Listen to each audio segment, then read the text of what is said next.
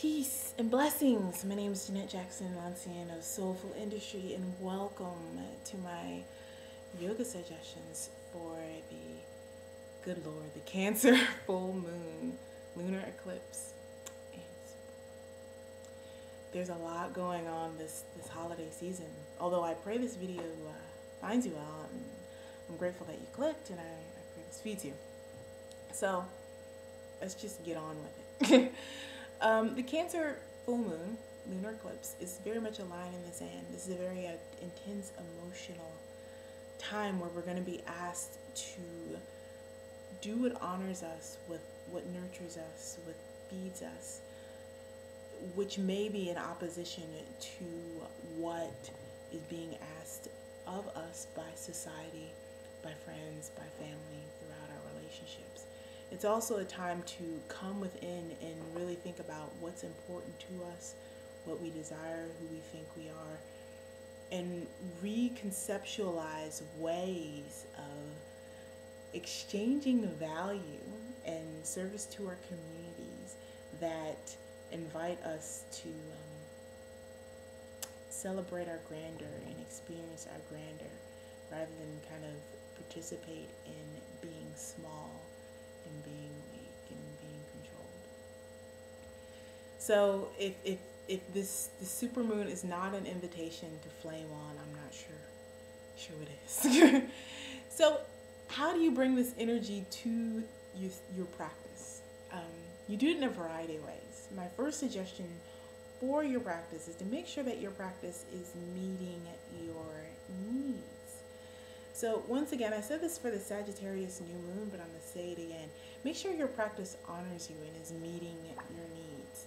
Make sure that you're practicing in a way that is helping you grow and develop, because yoga is very much a transformational path that prepares your body to experience and express and host the divinity that you are.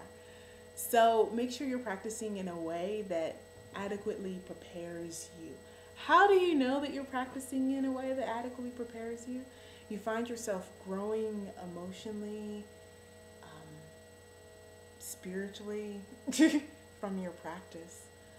You find that you enjoy your practice and that it's not necessarily tied up in your ego, but it's tied up in helping you grow. And that's your intention every time you get on the mat, is to grow, to be a better person. So you know that through how you approach your practice, but also the benefits that you reap from your practice.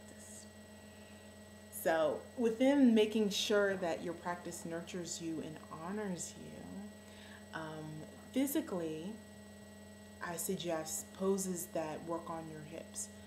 Why your hips? Because your emotions are stored in your hips, and your hips are very much where your emotions are stored, but also where your stories about yourself and your practice are stored.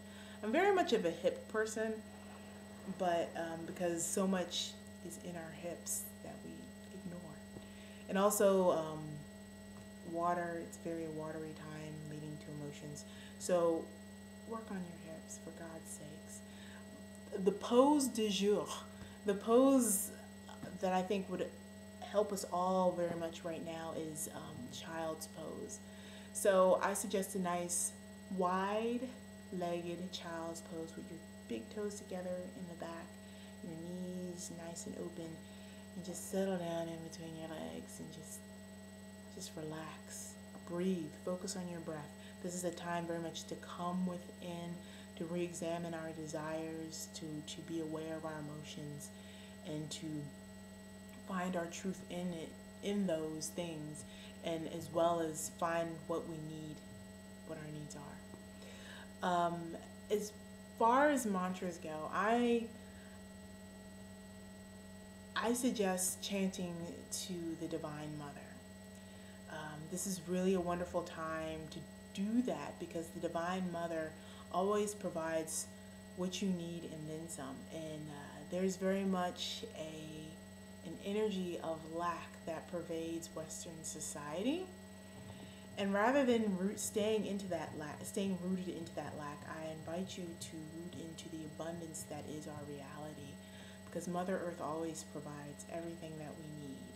We often don't know how to accept and receive, and that is the problem. It's there. You just have to learn how to perceive it.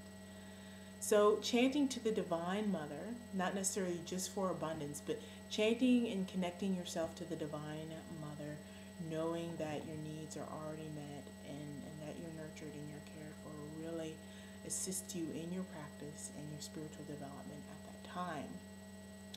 I personally am a Kali girl, so my mantra will be Jai Kali Ma. But if you're into poverty or Durga or Saraswati, Google their mantras because I'm very Kali all the time. That's really naughty of me, but that's just who I am. So that's that. Those are my suggestions for this time for your yoga practice. Thank you so much for tuning in and listening. And I'll see you in 2010 for the Capricorn solar eclipse. Stay blessed and be kind to yourself this New Year's Eve. It's not a time to take off your panties and get drunk and run wild. It's a time to come within. So be kind and come within. Stay blessed. Peace.